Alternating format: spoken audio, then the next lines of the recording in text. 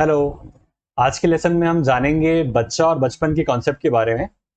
तो इससे पहले कि हम लेसन चालू करें, आपके एग्जिस्टिंग व्यूज बच्चे और बचपन के बारे में क्या है उन्हें जान लेना जरूरी है। तो एक छोटी सी एक्सरसाइज करेंगे, आप वीडियो पॉज कर दीजिएगा और आप इस सवाल के बारे में सोचिए कि आपके हिसाब से बच्चा और बचपन क्या होता है।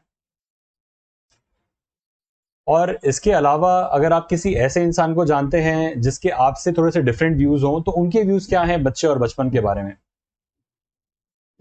इसका एक आंसर ये हो सकता है कि बच्चा बच्चा होता है, जो इंसान बड़ा नहीं हो उसको हम बच्चा कहते हैं।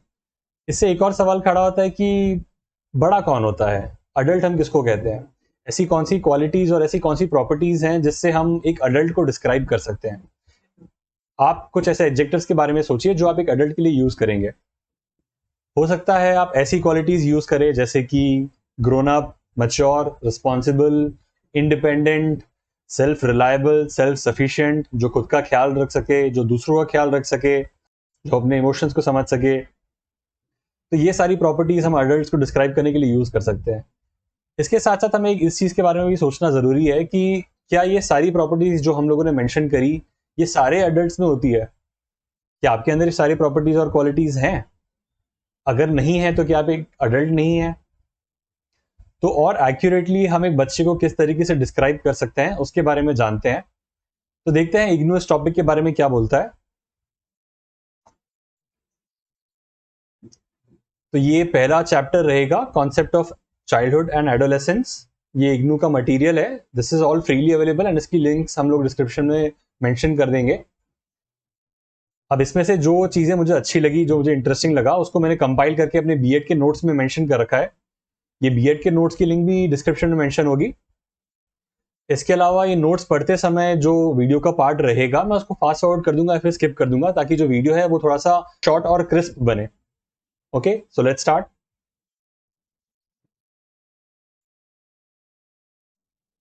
तो अभी तक यहाँ पे ये मेंशन किया गया है कि चाइल्डहुड का जो कॉन्सेप्ट है वो काफी कॉन्टेक्सचुअल है। मतलब वो आपकी सोसाइटी, आपकी जगह, आपका टाइम, इन सब के साथ साथ चेंज होता जाएगा। तो आपकी जो सोसाइटी है उसकी क्या सोशल, इकोनॉमिक, पॉलिटिकल और रिलीजियस व्यूज हैं, उनसे हमारा बच्चे और बचपन का कॉन्सेप्ट वेरी कर सकता है।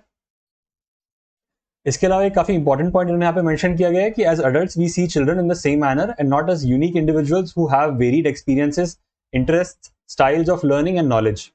इसका मतलब कि जब हम एक बच्चे को देखते हैं तो हम सारे बच्चों को समान मानते हैं। हम उस बच्चे को एक यूनिक इंडिविजुअल की तरह नहीं देखते। हम ये नहीं मानते कि वो अपने आप में एक पूरा इंसान है। वो अपनी खुद की खूबियां, खामियां, अपने इंटरेस्ट, अपने एक्सपीरियंसेस, अपना नॉलेज, उसके प्रेफरेंसेस, उसका लर्निंग स्टाइल, उसका जीने उठने बैठने का तरीका, वो सब लेकर आया है। तो एज टीचर्स और प्रोस्पेक्टिव टीचर्स, उनके एक्सपीरियंसेस के बारे में जान लेना काफी इंपॉर्टेंट होता है। ये काफी इंटरेस्टिंग पॉइंट है कि culture enters into the mind of a child through various growing up experiences. इसके एग्जांपल्स इन्होंने आगे मेंशन कर रखे हैं, हम उसको देखेंगे तो इसके बारे में ज्यादा क्लैरिटी मिलेगी। यहाँ पे एक और तरीके से उन्होंने इस चीज को मेंशन कर रखा है, children's lives are lived through childhoods constructed for them by adults understanding of childhood and what children are and should be. इसका मतलब कि हमारे जो व्यूज हैं बच्चे के बारे में, कि बच्चे कैसे होने चाहिए, उनका क्या रोल होता है सोसाइटी में, हमारे व्यूज के अकॉर्डिंग बच्चे उसमें ढलते हैं। उस व्यू के अकॉर्डिंग बच्चे अपना कल्चर और अपने बिहेवियर्स को फॉर्म करते हैं।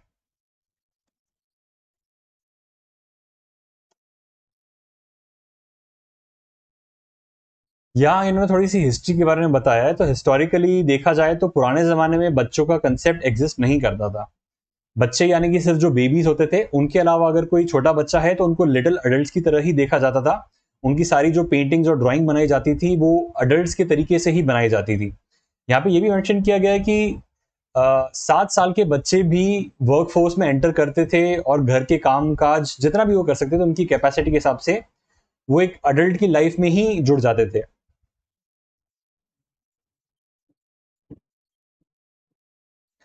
तो यहाँ पे इन्होंने कुछ अच्छे एग्जाम्पल्स मेंशन कर रखे हैं, उसके बारे में देखते हैं हम। तो इस एग्जाम्पल में उन्होंने दो अलग अलग कम्युनिटीज में माएँ अपने बच्चों को कैसे रेज करती है, उनका कैसे ख्याल रखती है, उसके बारे में बताया है। इसमें से एक एग्जाम्पल इंडिया का ही है। तो इंडिया में माँ अपने बच्चों का ख्याल रखते समय उनको उनका चेहरा अपनी तरफ रखती हैं, उनसे डायरेक्टली बात करते हैं, उनके साथ स्माइल करते हैं, उनके साथ हंसते खेलते हैं, ताकि उनकी और बच्चे की बॉन्डिंग अच्छे से बैठे और बच्चे का फोकस अपनी मम्मी पे हो। इसके अलावा जो कालुली लोग हैं, जो कि पापा न्यू गिनी में रहते हैं, उनका कंसेप्ट थोड़ा सा अलग है। वो छोटी सोसाइटी और छोटे ग्रुप्स में रहते हैं, और उनके जो घर होते हैं वो कनेक्टेड होते हैं, एंड एज सच कोई इंटरनल दीवारें नहीं होती हैं, तो it's like a big joint group. अब वहां पे माएँ बच्चों को पकड़ते समय बाहर की तरफ उनका फेस रखती है, और वो डायरेक्टली अपने बच्चों से इतना इंटरैक्ट नहीं करती है, बल्कि जो दूसरे लोग हैं वो बच्चों से ज्यादा इंटरैक्ट करते हैं। तो ये एक एग्जांपल है कि कल्चर के डिफरेंस की वजह से बच्चों को रेस करने में क्या डिफरेंस आएगा। यहाँ पे एक और एग्जांपल जापानीज और वेस्टर्न कल्चर्स का भी इन्होंने दिया है। तो जैसे वेस्टर्न कल्चर में अगर एक मम्मी अपने बच्चे के साथ खेल रही है, और लेट्स से कि उसके पास एक कार है, तो जब वो मम्मी अपने बच्चे को कार देगी तो उसके बारे में बताएगी कि देखो बेटा ये कार है, ये इसके पहिए हैं, आप इसके साथ खेल सकते हो, इस तरीके से। इसके अलावा अगर जापानीज कंटेक्स्ट में ऐसा हो रहा होगा, तो जापानीज मदर अपने बच्चे से इंटरैक्ट करते समय बोलेगी कि this is a car, this is vroom vroom, मैं ये आपको दे रही हूं, अब आप ये मुझे दो, वेरी गुड, थैंक यू। तो दोनों कॉन्टेक्स्ट में कल्चरल डिफरेंसेस की वजह से बच्चे को किस तरीके से हम रेस कर रहे हैं उसमें डिफरेंस आएगा। तो एक सोसाइटी फोकस कर रही है बच्चे के नॉलेज और स्किल्स पे, और दूसरी सोसाइटी फोकस कर रही है बच्चे के सोशल इंटरैक्शन पे, बच्चा जो उसके मैनर्स हैं वो जल्दी सीखे। यहाँ पे वो उसी पॉइंट को दोबारा रिपीट कर रहे हैं कि जो हमारे बच्चे रेस करने का तरीका है उससे बच्चों में काफी डिफरेंस आता है, वो किस तरीके की पर्सनालिटी लेते हैं, ये ये सारे फैक्टर्स उसको अफेक्ट करते हैं।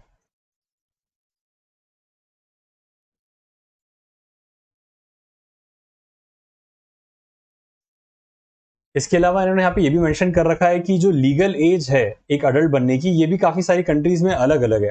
तो जैसे इंडिया में ये 18 ईयर्स है, ईरान में 15 ईयर्स, स्कॉटलैंड में ये 16 साल है, जापान में 20 साल है, और इजिप्ट में 21 साल है। तो आप देखिए कि 15 साल से लेके 21 साल तक अलग अलग लीगल एजेस हैं एक अडल्ट बनने की। यहाँ पे इन्होंने अडल्ट के डेफिनेशन के बारे में थोड़ा सा और डिटेल्स मेंशन करी है। तो after attaining the age of an adult, आप एलिजिबल होते हैं वोटिंग करने के लिए, इलेक्शन में खड़े होने के लिए, शादी करने के लिए, एक कोर्ट में केस फाइल करने के लिए, प्रॉपर्टी खरीदने के लिए, ड्राइव करने के लिए, और बाकी चीजें।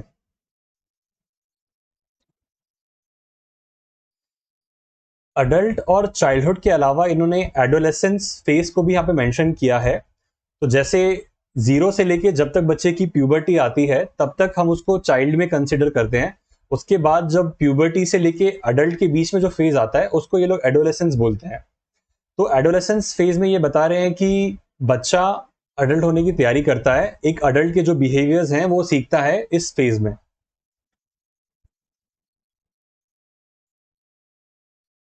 यहाँ पे उन्होंने एडोलेसेंस को भी 3 अलग अलग फेजेस में डिवाइड कर रखा है। एक उसका शुरुआत का फेज, बीच का फेज और अंत का फेज। शुरुआत के फेज में उनकी जो बायोलॉजी होती है वो चेंज होते हैं, उनके सेक्सुअल कैरेक्टरिस्टिक्स डेवलप होते हैं, प्यूबर्टी आती है। उसके बाद मिडिल एडोलेसेंस फेज में उनका थोड़ा सा पीयर ग्रुप शिफ्ट होने लगता है, वो अपनी आइडेंटिटी एक्सप्लोर करने लगते हैं, थोड़ा पेरेंट्स से उनका बॉन्डिंग डिफरेंट डायरेक्शन में जाएगा। और इसी तरीके से लेट एडोलेसेंस में वो अपनी आइडेंटिटी थोड़ी सी और अच्छे से फॉर्म कर लेते हैं, उनके अपने खुद के ओपिनियंस और आइडियाज बनने लगते हैं। तो ये सारे फैक्टर्स देख के इतना तो क्लियर होगा कि age is not the appropriate factor to determine कि एक बच्चा और अडल्ट क्या होता है।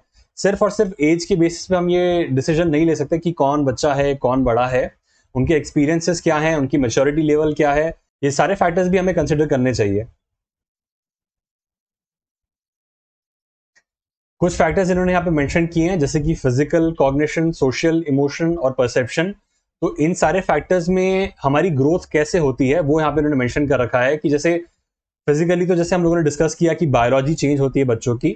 इसके अलावा कॉग्निशन जो होता है वो भी बच्चों का बड़ों से अलग होता है। तो आपने नोटिस किया होगा बच्चे जब किसी टॉपिक के बारे में जानना चाहते हैं तो वो काफी क्यूरियसली बिहेव करते हैं, वो काफी फ्रेश तरीके से उस कॉन्सेप्ट को देखते हैं।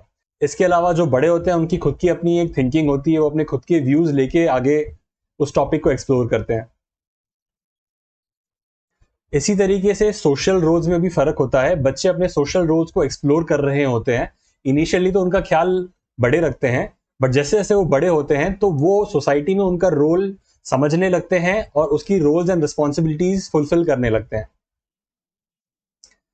इसी तरीके से जो इमोशनल डेवलपमेंट होता है, बच्चे अपने इमोशंस उतने इजीली मैनेज नहीं कर पाते हैं और उसी तरीके से बड़े अपने इमोशंस को ज़्यादा अच्छे से समझ पाते हैं और उनको मैनेज कर पाते हैं।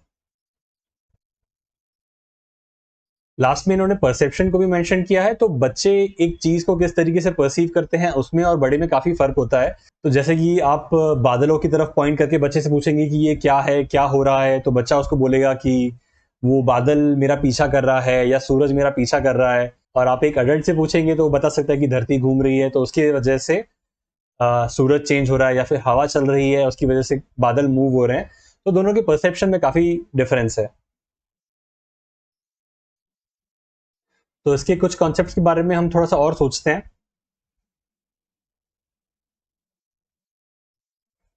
तो आई थिंक इतने सारे एग्जांपल्स देख के हमें इतना तो क्लियर हो गया होगा कि बच्चा और बचपन एक फिक्स्ड कॉन्सेप्ट नहीं है। ये वेरी कर सकता है लोगों की, सोसाइटी के बिलीव्स के हिसाब से। तो कल्चर का हमारे बिहेवियर पे इन्फ्लुएंस कैसा आता है, उसके हम दो एग्जांपल्स लेते हैं।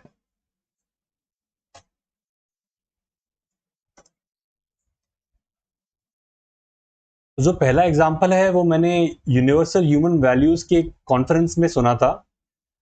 वो एग्जांपल कुछ इस तरीके से था। आप इमेजिन कीजिए कि आप एक चार धाम की यात्रा पे गए हैं, मान लीजिए बद्रीनाथ। अब आप बद्रीनाथ की चढ़ाई कर रहे हैं, है ना। और चढ़ाई करते समय अगर आपके सामने एक बुजुर्ग व्यक्ति गिर जाए, तो आपको क्या लगता है कि वहां पे क्या होगा? उस सिचुएशन में 10 लोग आ जाएंगे उस व्यक्ति की हेल्प करने के लिए, है ना।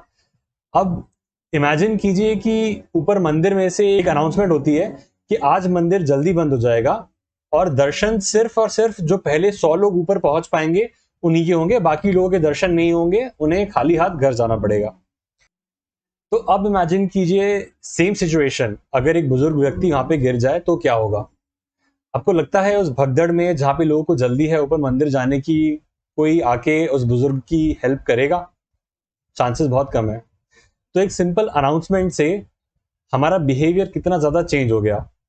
पहले जब हम लोग चढ़ाई कर रहे थे तो हम सबके मन में एक सेटिस्फैक्शन था कि ठीक है, हम इतनी मेहनत कर रहे हैं, हम इतनी चढ़ाई कर रहे हैं, लेकिन ऊपर जाके हमें दर्शन मिल ही जाएंगे, हम सक्सेसफुल हो ही जाएंगे। लेकिन जब अनाउंसमेंट हुआ तो हमारे अंदर एक डर आ गया कि अगर हम जल्दी नहीं पहुंचेंगे तो हमारे दर्शन मिस हो जाएंगे, हमारी अभी तक की मेहनत, हमारा अभी तक का खर्चा सब कुछ वेस्ट हो जाएगा। तो वो भगदड़ की वजह से, वो एक रैट रेस की वजह से हमारा बिहेवियर बहुत ज्यादा चेंज हो गया। एक दूसरा एग्जांपल लेते हैं। ये एग्जांपल आई थिंक मैंने देवदत्त पट्टनायक की किसी वीडियो में देखा था।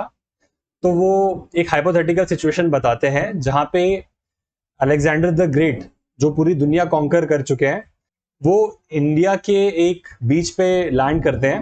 एंड वहां लैंड करते हैं तो वो दूर किसी एक साधु को एक पेड़ के नीचे मेडिटेट करता हुआ देखते हैं। तो वो जाते हैं और उससे बात करते हैं और वो उससे पूछते हैं कि आप ये क्या कर रहे हो? तो साधु बोलता है कि मैं कुछ नहीं कर रहा हूं। फिर साधु उनसे सवाल करता है कि आप क्या कर रहे हो? तो अलेक्जेंडर बोलता है कि मैं पूरी दुनिया जीत रहा हूं, मैं पूरी दुनिया हासिल कर रहा हूं। फिर दोनों एक दूसरे पे हंस देते हैं। तो यहाँ पे उनके कल्चर और उनके कॉन्टेक्स्ट का डिफरेंस समझिए।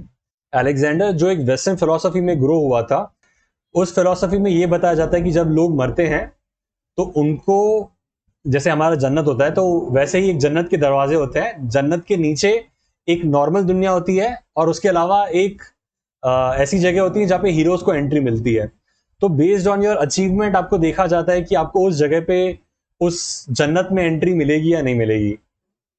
इसी तरीके से इंडिया का जो कंसेप्ट है वो अलग है। इंडिया में मोक्ष का कंसेप्ट है। हम बार बार इस जीवन में जन्म लेते रहेंगे, धरती पे जन्म लेते रहेंगे तब तक जब तक हम मोक्ष धारण नहीं कर लेते। तो इस छोटी सी कहानी से हमारे व्यूज और हमारा बिहेवियर कितना ज्यादा चेंज होता है, वो बहुत इंटरेस्टिंग है समझना। तो आई थिंक इससे हम ये समझ सकते हैं कि सोसाइटी हमें शेप करती है और सोसाइटी को शेप भी हम देते हैं।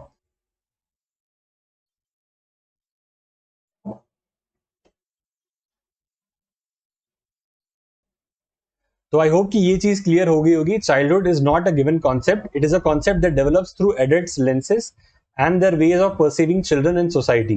Children's lives are lived through childhoods constructed for them by adults' understanding of childhood and what children are and should be. तो आपके व्यूज शेप देंगे आपके बच्चों को. आप बच्चों के बारे में क्या सोचते हैं, क्या समझते हैं, उन्हें कितना काबिल समझते हैं, उनको क्या रोल देते हैं सोसाइटी, उस हिसाब से बच्चे ढलते हैं.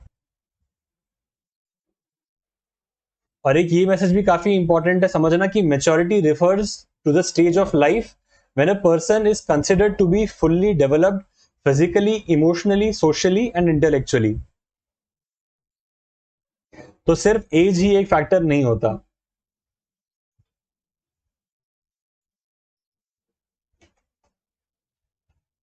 इन सारी बातों से मुझे ये समझ में आता है कि हमारा बच्चों को देखने का, उनको पालने का, उनको सोसाइटी में रोल देने का सिर्फ एक नजरिया नहीं होता, कई नजरिए होते हैं. इसका ये भी मतलब है कि जो आपका एग्जिस्टिंग नजरिया है वो भी अपने आप में सही है, बट अल्टीमेटली ये बात सही गलत की है भी नहीं. जब हम खाना बनाते हैं तो खाने में हर एक का अपना स्वाद होता है, उसको किसी को खाना ऐसे पसंद है, किसी को खाना वैसा पसंद है, तो उसमें कुछ सही गलत नहीं होता, हर कोई अपने आप में अपनी जगह पे सही है. इसके एग्जाम्पल्स देखते हैं. तो जैसे आपको पता होगा शायद कि यूएस में जो बच्चे होते हैं वो काफी जल्दी ही फाइनेंशियली इंडिपेंडेंट हो जाते हैं. इसी तरीके से जापानीज का एक एग्जाम्पल है. इस पे तो एक सीरीज ही बेस्ड है, एक सेकंड आपको दिखाता हूँ. I think it's called old enough Japanese. हाँ, तो देखिए ये सीरीज है ओल्ड इनफ, ये नेटफ्लिक्स पे अवेलेबल भी है अगर आप देखना चाहे तो. मैं बता देता हूँ ये सीरीज किस बारे में है. तो इसमें जैसे आप देखेंगे कि 3, 4, 5 साल के जापानीज बच्चे जो हैं वो अपने पेरेंट्स की हेल्प करते हैं उनके काम में. उनको जैसे ग्रोसरीज लानी है तो वो बच्चों को भेजते हैं. फिर वो 4-5 साल के बच्चे बाहर जाते हैं, लिस्ट लेके सड़क क्रॉस करते हैं, सुपरमार्केट में जाते हैं, वहां पे सारा सामान लेते हैं और उसका बिल पेमेंट करते हैं. फिर सारा सामान थैली में रख के वो घर पे लेके आते हैं वापस से, पूरे नेबरहुड को नेविगेट करते हैं. तो जब पहली बार मैंने ये सीरीज देखी तो मुझे काफी शॉकिंग लगा था कि वहां पे पेरेंट्स इतने छोटे बच्चों को बाहर जाने के लिए अलाउ करते हैं. इसका मतलब ये नहीं है कि मैं बोल रहा हूँ आप अपने 3, 4, 5 साल के बच्चों को बाहर भेज दीजिए, सड़क पे चलने दीजिए या ऐसा कुछ, बट अल्टीमेटली ये भी एक बच्चों को पालने का और जीवन जीने का तरीका है. तो आई गेस इसको इस तरीके से भी समझ सकते हैं कि हम जितनी हम बड़ी लाइन बनाएंगे, जितनी मोटी लाइन हम बनाएंगे एक बच्चे और एक बड़े में, या जितना बड़ा हम एक ब्रिज बनाएंगे, उतनी ही ज्यादा डिफिकल्टी आएगी एक बच्चे को वो ब्रिज क्रॉस करके एक बड़े का रोल लेने में. और ये सिर्फ बच्चों के लिए नहीं है, बड़ों के लिए भी काफी हेल्पफुल है. आपने भी शायद कभी ये चीज नोटिस करी हो कि आपकी इच्छा है कि कोई आपको एक बच्चे की तरह ट्रीट करे, आपकी गलतियों के लिए कोई आपको रूडली ना बोले और आपसे प्यार से बात करे, आप कभी किसी पे डिपेंडेंट हो पाए, कोई आपको थोड़ा सा लाड प्यार करे, कभी आप किसी की गोद में वापस से सो पाए. तो एक बड़े की भी काफी इच्छाएं बच्चे से सिमिलर होती हैं. और उसी तरीके से अगर आप याद कर पाए जब आप छोटे थे तो आपको भी कभी ऐसा लगा होगा कि लोग आपको ज्यादा सीरियसली कंसिडर करें, वो ये माने कि आप मैच्योर हो चुके हैं और आप कोई चीज के काबिल हैं, आप वो चीज कर सकते हैं. तो आई गेस ये एक्सपेरिमेंट आप एक बार ट्राई कर सकते हैं कि आप एक बच्चे को एक एडल्ट की तरह ट्रीट कीजिए कि ये बच्चा कुछ सोच समझ के ये चीज बोल रहा होगा या ये एक्शन ले रहा होगा और मुझे उस चीज की रिस्पेक्ट करनी चाहिए.